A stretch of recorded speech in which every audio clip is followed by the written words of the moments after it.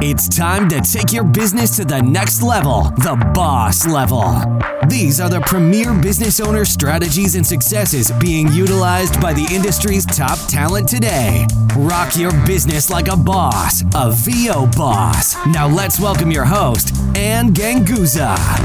Hey everyone, welcome to the VO Boss Podcast. I'm your host, Ann Ganguza, along with a very special guest co-host, Jennie Stenhouse. Jennie is an accomplished voice developer, and she's all the way from New Zealand, so I'm super excited to welcome my first international guest co-host. She is a developer advocate at Neosensory Incorporated and founder and CEO of Talking Tools, where she develops voice experiences for Alexa and Samsung Bixby.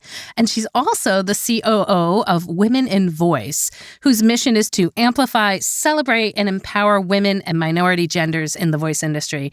Jennie, thank you so much for being with me today.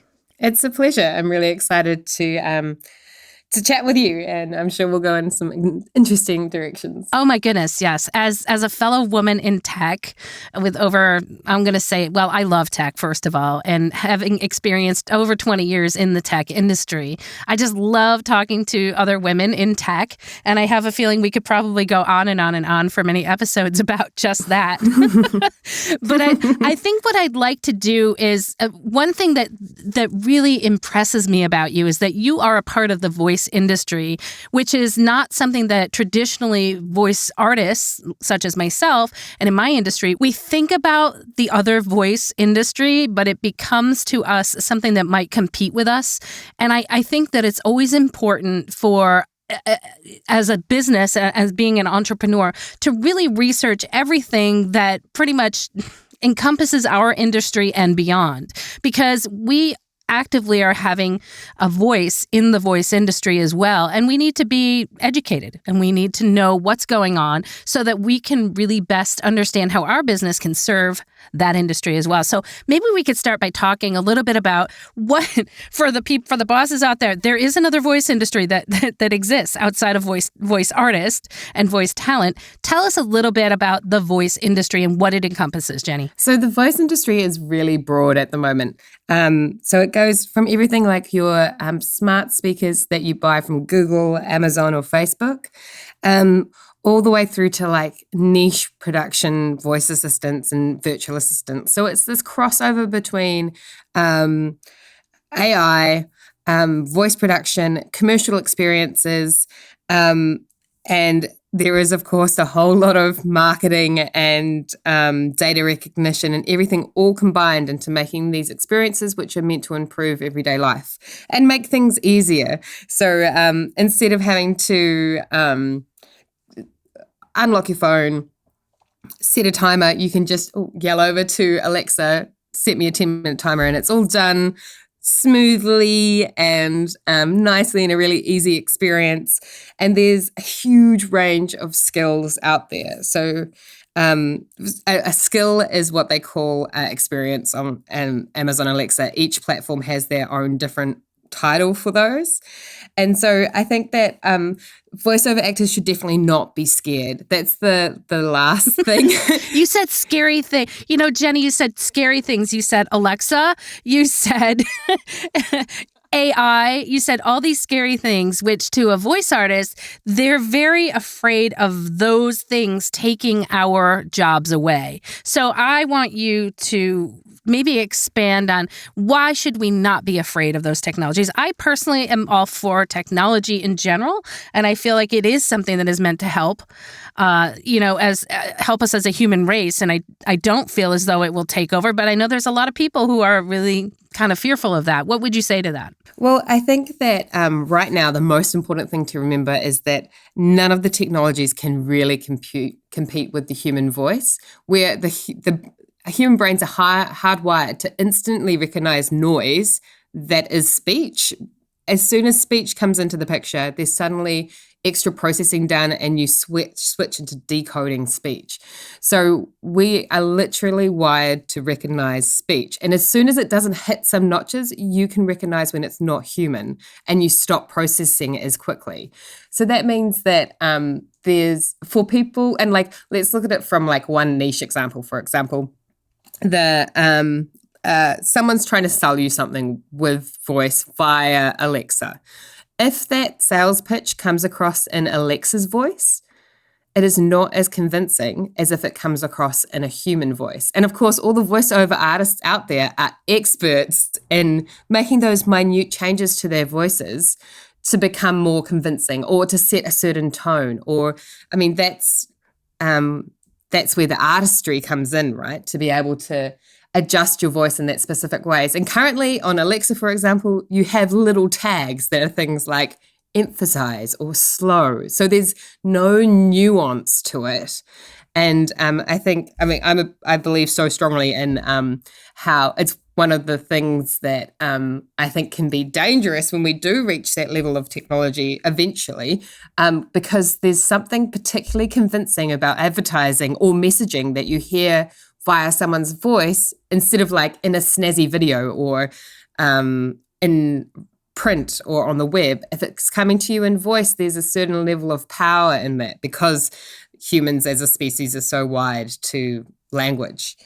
So you shouldn't be afraid because because it's not there yet. It's not there yet, and it may never actually get there. I mean, if you listen to Alexa and you listen to your friends speaking in a room, you can instantly tell which one is synthetic. Even the very best ones, like there are you'll watch, like the deep fakes of Trump doing, I can't remember, it's a NWA rap. You can instantly recognize that that's not actually his voice. And it's little tiny things that you might not be able to go, oh, it's not real because of this. You might just be able to go, it's not real. Or, I'm sorry, I was just saying that, and maybe it'll go on and maybe convince you for a few minutes, and then all of a sudden it'll hit a note and I'll be like, is that? And I think as soon as you get that question in the back of your brain, that's when it says, then there's a trust. I think if it's somebody's trying to sell you something, then it becomes like a trust issue. Like, oh, wait, I thought that was a human. Maybe it's not. Yeah. And it's funny how as soon as there's that tiny little seed of doubt in it, you're like, oh no, it's all of that hard work in making this very fancy synthetic voice is lost, and it can happen in an instant. And it could, like you say, be like just over how the breath space isn't there, or the sentences don't quite join, or they're not resting enough. It can be really small things. And the other thing that I think voiceover artists should remember is they're the experts in this kind of thing. So there's a place for them in the voice industry, not only in producing content, but maybe guiding how that content should be produced, in pacing and things like that, where they're really experts. And in saying that, the majority of the skills, and I'll just use Amazon as an example, the skills that actually utilize voiceover artists have a much higher engagement level overall than those that just rely on Alexa. They're the ones that are reaching millions of people and having prolonged engagement, which is something that Amazon have sort of shifted their market focus on. To start with, they were just like, we want to get as many skills as possible. We're not really worried about quality. So they pumped up to, I think it's over 100,000 skills are now available on the Amazon skills store. Yeah, that's heaps, yeah.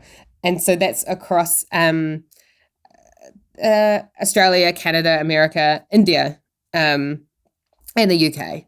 And so they focused on that, just pumping out skills. There were lots of incentives towards developers only, but that's now changed, and they're really focusing on the quality of skills. And that's where you can see, like if you look at some of the jobs boards that are specific to the voice industry, that they are searching for voiceover artists or making relationships with voice agencies.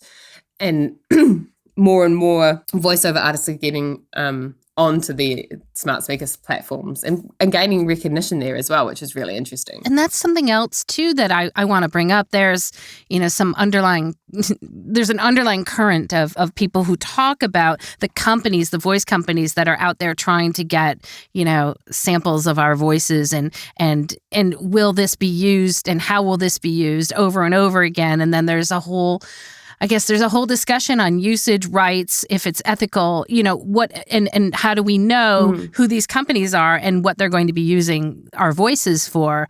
I know that that's a concern. And I know that you address in your Women in Voice platform, you address ethics and of voice usage. And I'd like to talk to you about that in a minute, but that is something that is definitely of concern. But in the meantime, let's continue to talk about the voice industry and other aspects of it that we may not be aware of outside of is it just AI and skills on Alexa, or what other areas are there? So it's actually really interesting. So there's probably everyone recognizes the big five, right? So Facebook, Apple, Amazon, Netflix, and Google are all doing something in the virtual assistant, voice assistant kind of space.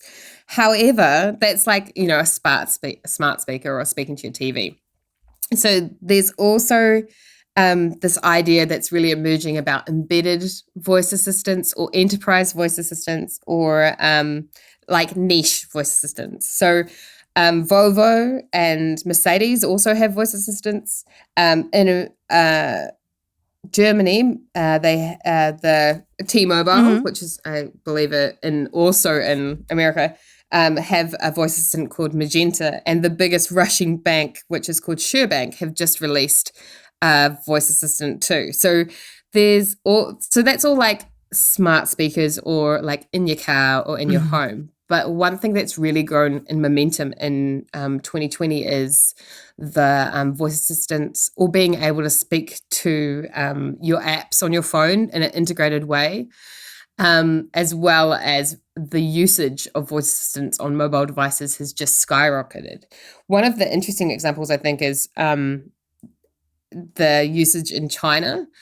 So there's Baidu and Alibaba in China, which are just crazily big companies. It's hard to even comprehend how large these companies are.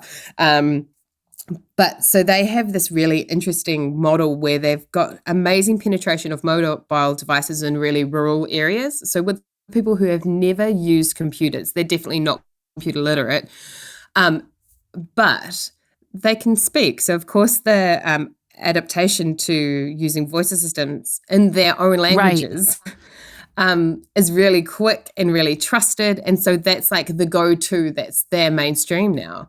And so I would say that China's definitely leading the way in voice recognition, which is always a problem, and also artificial language production. But they've invested a lot in voiceover artists as well to make their voices more human. But like you say, the ethics around this, it's such a new and emerging industry that there are no clean answers to this yet, but I'm sure they will come. I certainly hope so. And I, of course, want to be hopeful about the future and how voice technology can help. And that's what, I've always been a big proponent of technology and women in technology specifically. But I want to know, what sorts of applications have you worked on that have helped people? Because I think if people see the examples of it not being scary, in terms of helping people do something or perform a task easier, or maybe help a child with special needs or whatever it might be. What sorts of applications have you worked on? Or are you seeing that do that? Because I think that's a good thing to bring to light for people to really be aware of how it really does help. Yeah, I think that's a really good examples to look at. So personally, it's one of my passion projects and ideas that I love pursuing, is making really good tools that make the things that suck to be really delightful or easy, or it's really good editing. And I'm sure I've done some work in the film industry before, and I used to always get annoyed because I would create really beautiful edits, and the thing with a really beautiful edit is no one notices. Unless you're also in the industry. They're just so engrossed in what's actually happened that they don't go, oh, that's a nice edit. So I think that will happen to really good voice skills as well. They'll become so ingrained in your everyday usage that they'll disappear. And I think that will be a really big signifier to me that the industry as itself is reaching maturity when that happens, when people use voice without even thinking about it. So some concrete examples about the tools that help people is I've actually worked on a couple of these myself. One of them was this generally happens to me as well. I usually encounter a problem and I'm like, oh, I really hate doing this thing. And in this case, it was taking my son's blood sugar. Because he was having hypoglycemia incidents. And so I had to record his blood sugar every 2 hours, and that included overnight, which was very frustrating to do, like on a phone or on a piece of paper, and collecting this data and putting it into a format that I could then send to the doctor was super annoying. So I actually wrote Bixby capsule to help with this. And all I had to do was, while my hands were busy taking my son's blood sugar, I could yell at my phone, which was usually across the room, "Hey, Bixby, ask Sugar to add a blood sugar." And then it would ask me, "What's the level?" And I would say the level of what it was. And we measure it differently in New Zealand. So our levels were always like 2.3, but I believe in the States it's like 96 or it's a hundreds value. And then it would go, and how is he? Because you could set it up to personalize it. And I'd give a little, like, one sentence, "Oh, he's fine." Because one of the things about relaying all this data to the doctors is usually they end up with just a list of blood sugar values and not any like correlating evidence about what's actually going on. For my son, for example, he's really asymptomatic until his blood sugar drops way down. So the normal levels aren't really applicable to him. So I made this tool, and then I could go send that to the doctor. And then it would be emailed off to his specialist, which was like, that was literally the best part for me, because I never had to look at a spreadsheet. I never had to like add in this information or copy it from a notebook or anything like that. It was all sorted. It was done. And then, in 3 sentences, it's off to his doctor. And then the doctor can have a look over it and search it. And it's all in a format that's suitable for him as well. Yeah, it was. And the thing about it, it was easy to do. I know, it's so simple. From a creation perspective. So simple, but yet so amazingly helpful, I think. And for you to develop it, I love that you called it Sugar. I think that's great.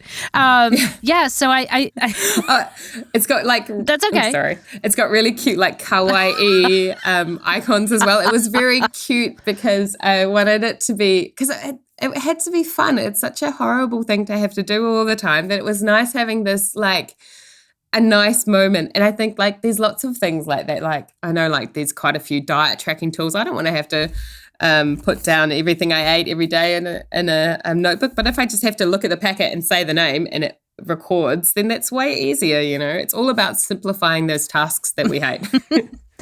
Now, in terms of doing development work on different platforms, I mean, so there's Alexa, there's Bixby, I think Samsung has their own. Is that correct? Or yeah, so there's Google. So there's big 4, I would say, would be Google, Amazon, Facebook, and Bixby. Google, Amazon, Facebook. Facebook's still quite closed. Everyone's like, but what about Apple? Apple don't open up Siri to third-party developers yet, but I think that will be a long time before it's opened up to third-party developers as well. They like really keeping their ecosystem really clean, because I mean that's the thing. If you go and look at a skill, you are wading through 100,000 skills, and you don't really know what you're going to get. So I think.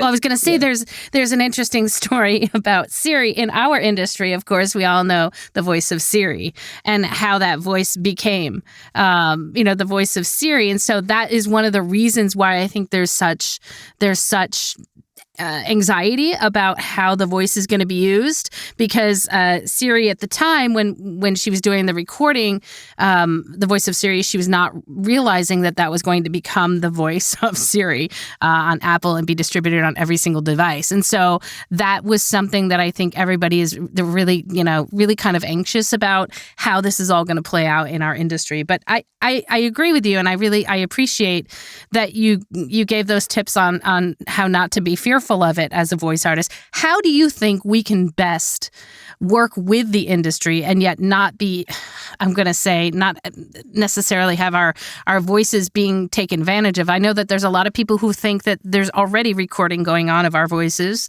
in various means and methods, and that it might be used again in some way that, we aren't aware of. Yeah, I think it is a tough situation, and I think a lot about will boil down to documentation and making sure that your contracts and any legal paperwork around it is really specific. And the other thing that I think will come soon is, how there's plagiarism tools for, these have recently got quite a lot of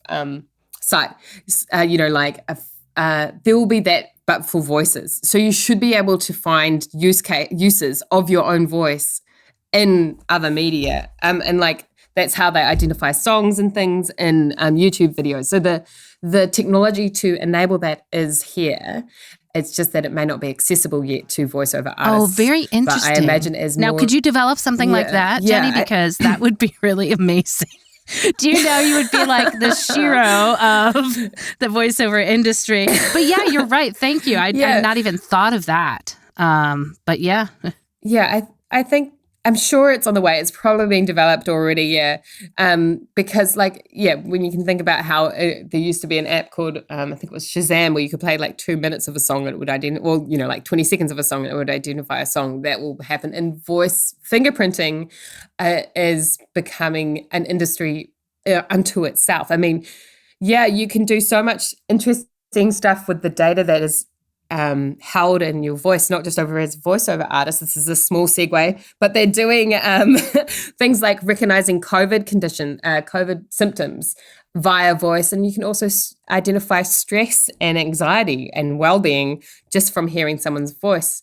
Yeah, it's amazing. There's a couple of companies like Vocala who are doing really interesting work in that space, and using it as an addition to telehealth and, how everyone's had to do appointments with their doctors via Zoom, where it's harder for the doctor to, get all that nuanced information from actually being with you. So, there's really interesting things in it. And I think with all technology, you run into that thing of if it's very powerful, it can be used for good or it could be used for the opposite. Yeah. So, and so I think it's unfortunately, it becomes the burden of the people involved to make those decisions and self-police.